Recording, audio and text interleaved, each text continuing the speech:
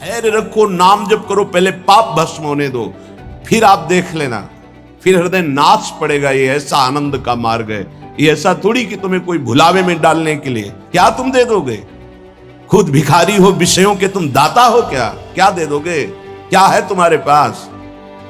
अरे सच्चिदानंद बप्पू भगवान श्री लालजू महाराज का जिन्होंने आश्रय लिया, उनको किसी विषयों की चाहत रखने वालों के आगे हाथ फैलाने की जरूरत है? प्रणत कामदम पद्मजार्चितम।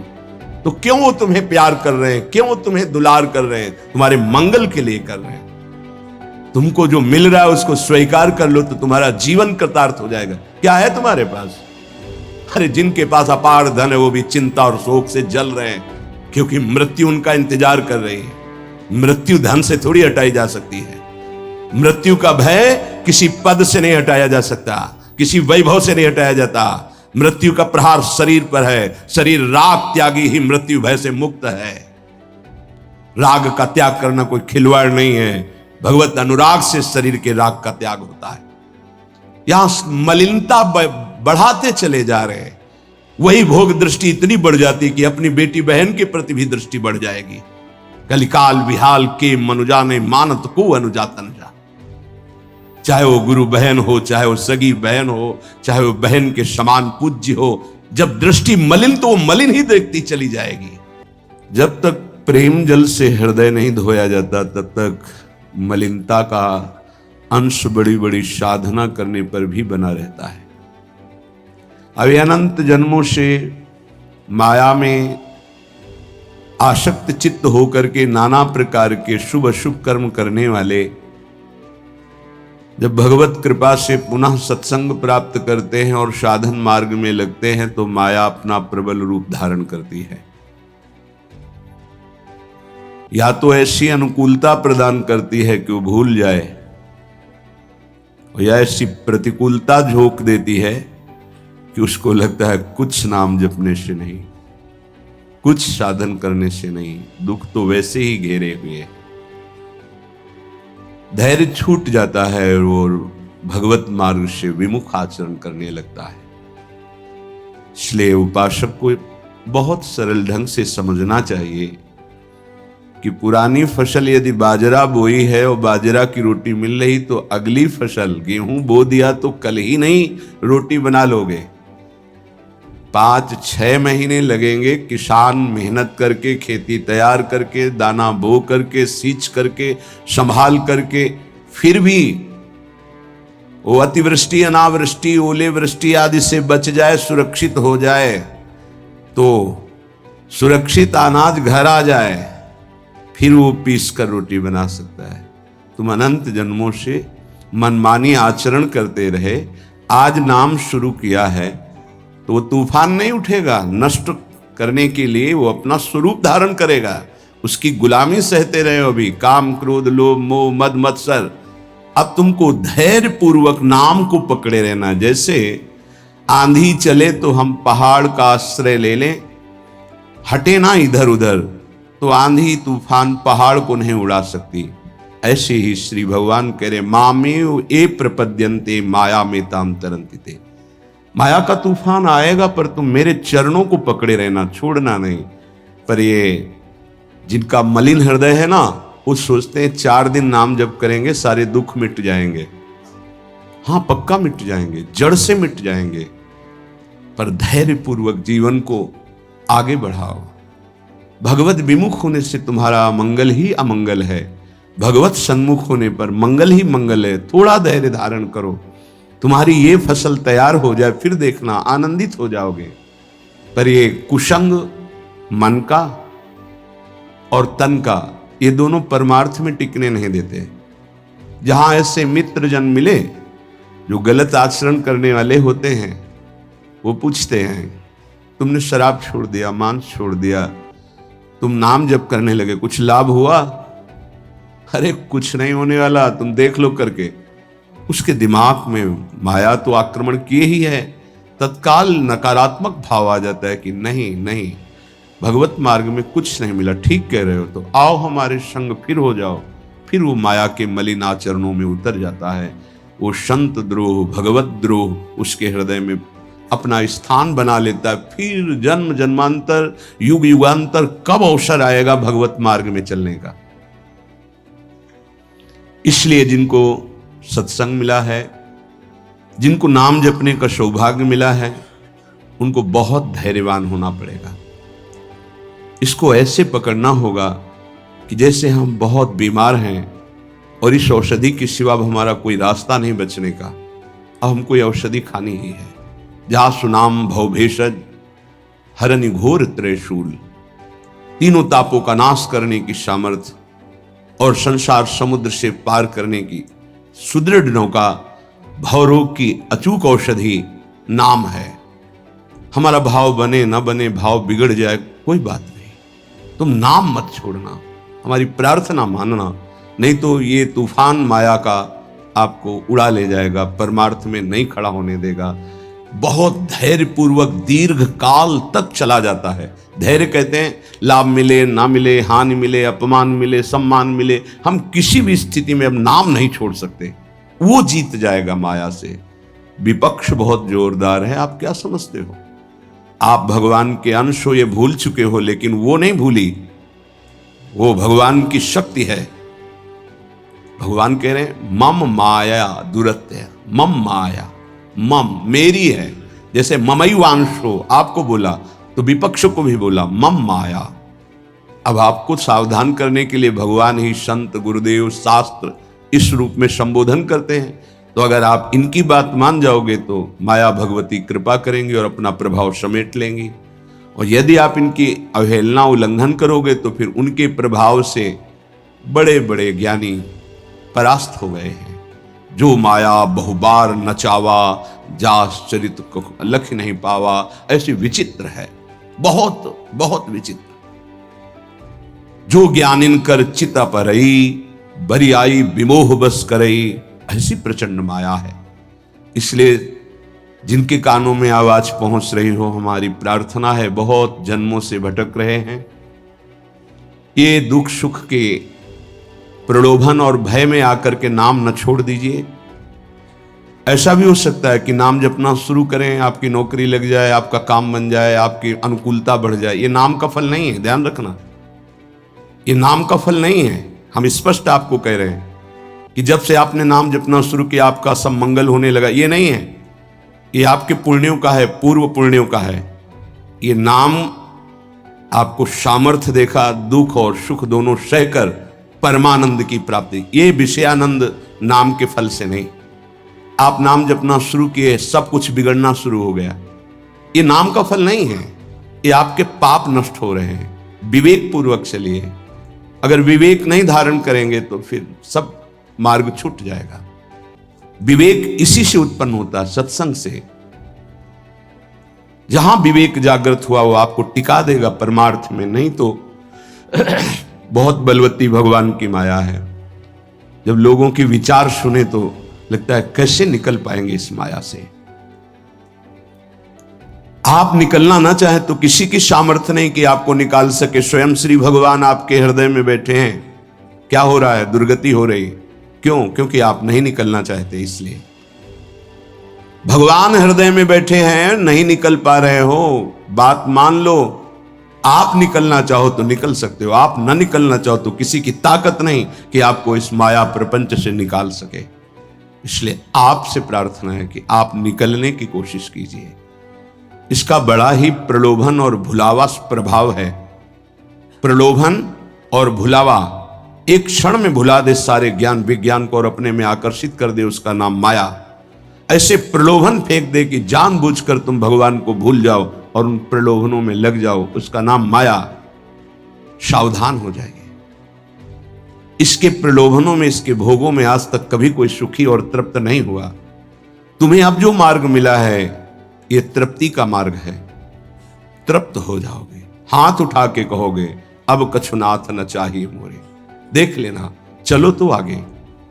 वैभव, जब ब्रह्मा जी नमस्कार करते हैं तो इससे बड़ा वैभव क्या हो सकता है। भक्त को ब्रह्मा जी भी नमस्कार करते हैं। ब्रह्मा जी की बात जाने दो, जिनके नाभि कमल से ब्रह्मा प्रकट हुए, भगवान भी उनके पीछे पीछे डोलते हैं कि चरण रज पड़ जाए और मैं पावन हो जाऊं। ये केवल अलंकारिक शब्द नहीं है, ऐसा ही है। पग चापू और सेज बिछाऊं, नौकर बनूं हजाम, हाकू बैल बनो गडवारो, बिना तनख्वाह रथवान, यही तो मेरे मन में ठनी, भगत मेरे मुकुटमणि। मैं भक्तन को दास, भगत मेरे मुकुटमणि। ये मार्ग आप चयन किए हैं भगवत कृपा से, तो इसमें आपको टिकना होगा, इसमें आपको परीक्षा देनी होगी। जितना पढ़ाया जाता है उतनी ही परीक्षा होती है, उसके आगे नहीं होती, ध्यान रखना। अध्यापक जितना आपको पढ़ाता है उसी पे प्रश्न करता है। तो जितना आपको सत्संग सुनाया गया, जितने में आपकी भूमिका भक्ति की है जैसी भी, उतना ही प्रश्न होगा, उसके आगे प्रश्न नहीं होगा। उतने पे तो आपको सफल होना पड़ेगा। नहीं सफल होगे तो फिर पढ़ाई कीजिए, फिर प्रश्न आएगा। जब आपको परमार्थ पद में, परम पद में आरूढ़ होना है, तो आपको ये निर्णय करना ही पड़ेगा। एक तरफ माया है, एक तरफ भगवान है। माया को साधन बनाकर भगवान की प्राप्ति की जाती है, भगवान को साधन बनाकर माया की प्राप्ति नहीं की जाती। प्रायः लोग इसी भुलावे में हैं कि भगवान को साधन बना लेते हैं और माया साध्य बन जाती है। मुझे ये चाहिए, नहीं मिला तो तुम भगवान नहीं।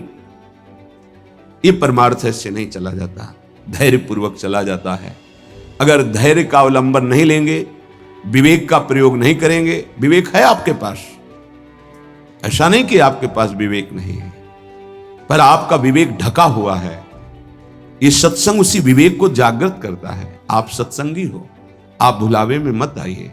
ये माया अपने पार्षदों के द्वारा आपको ठगना चाहेगी। आपने प्रभु को छोड़ दिया, प्रभु की क्या हानि होगी?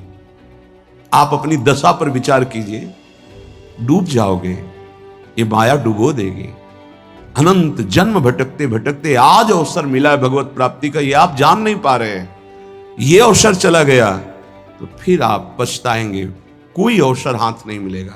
पशु पक्षी बनने के बाद विवेक एकदम ढका रहता है, केवल उतना ही काम करता है, आहार विहार मैथुन निद्रा, बस। वो भगवत प्राप्ति करनी है, मेरा नया जन्म होगा, कुछ विवेक नहीं रहता। आप में ये विवेक जागृत है। आप विवेक पूर्वक परमार्थ को पकड़िए, इस माया की चालों को मत देखिए, सह जाइए, दुख सुख को सह जाइए। श्रीपाद प्रबोधानंद जी महाराज कहते हैं, रहस्यानामे तत्परम सुरहस्यम हरिरसोत, सर्वानामाश्चर्योन्मदरस विलासोत्सवमिदं स्वरोचि नित्यानामति परम नित्योज्ज्वलमिदम् यदेतत् श्री वृंदावनमिह दृशो नंदयति नः। रहस्यों का परम रहस्य वृंदावन का प्रेम रहस्य है। कल किसी ने प्रश्न किया कि जब श्री जी मिल जाती है तो कैसा आनंद होता है? कैसे कोई बता सकता है?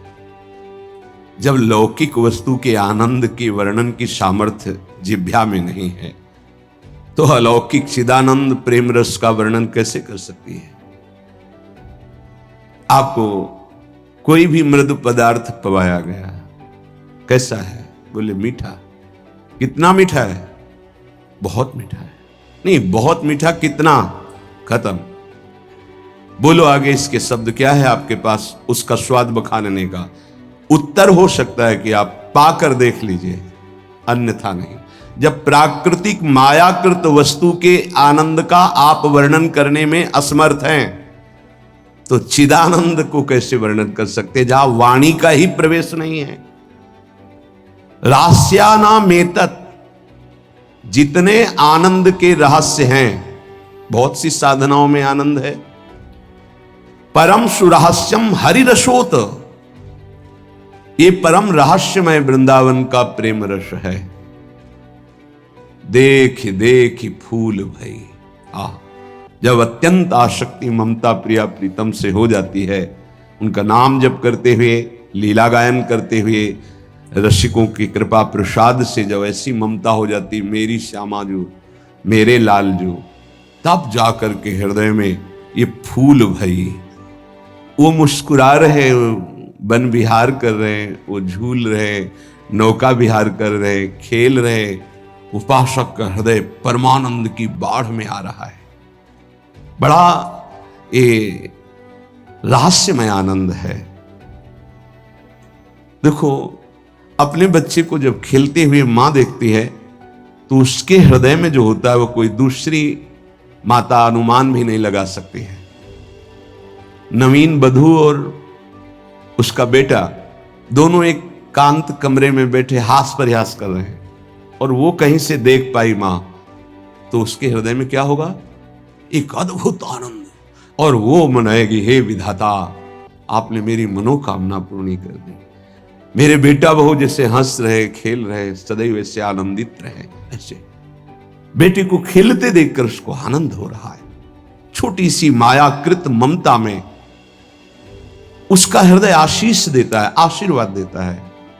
और महाचिदानंद भाव को प्राप्त रसिक जन जब आनंद समुद्र प्रभु और आनंद समुद्र का सार सांद्रानंद घन प्रेम मूर्ति किशोरी जब इनको देखते, जो भगवान शंकर के ध्यान में आ जाए तो उन्माद अवस्था को प्राप्त हो जाते हैं। वो प्रभु और वो प्रिया जो सामने खेल रहे हैं, उस उपासक के आनंद का कैसे कोई वर्णन करे।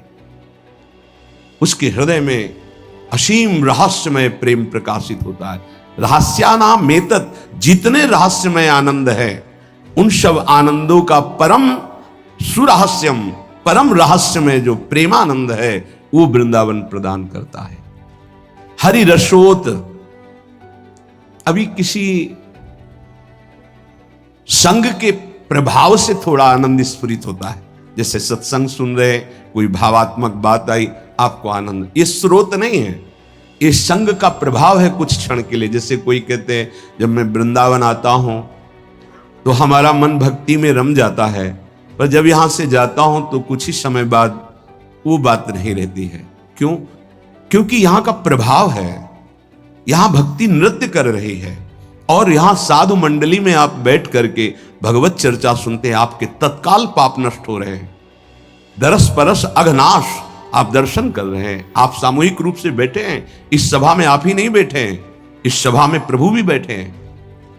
मदभक्ता यत्र गायन्ति तत्र तिष्ठामि नारदा, जहां मेरे भक्त मेरा गायन, यहां अखंड भगवान नाम कीर्तन वाणी का गायन, भगवत चर्चा होती है, तो आपके हृदय में भक्ति का रंग तो बढ़ेगा ही, पर स्थायी तभी हो सकता है जब आप उस रंग को सुरक्षित रखें, माया के रंग का प्रवेश ना पड़ पावे तब। इसीलिए कहा जाता है आप निरंतर नाम जप करें तो नाम पाहरू दिवस निशि, रात दिन नाम का पहरा लग जाएगा तो माया प्रवेश ही नहीं करेगी। बात यह है, आपके अंदर जो धरोहर जागृत हुई, आपके अंदर थी, उसे जागृत की गई है सत्संग के द्वारा। अब आप मलिन ना होने पावे, पर्दा ना पड़ने पावे उस पर, उसके लिए पहरेदार रखना होगा कि अंदर माया प्रवेश ना करे। वो पहरेदार है नाम। नाम पाहरू दिवस निशि, रात दिन पहरा नाम का है। और ध्यान तुम्हार कपाट, प्रभु का ध्यान कर रहे हैं तो मानो दरवाजा बंद है, माया प्रवेश नहीं कर सकती। राधा वल्लभ लाल को हृदय ध्यान मुख नाम, तो माया प्रवेश ही नहीं कर सकती।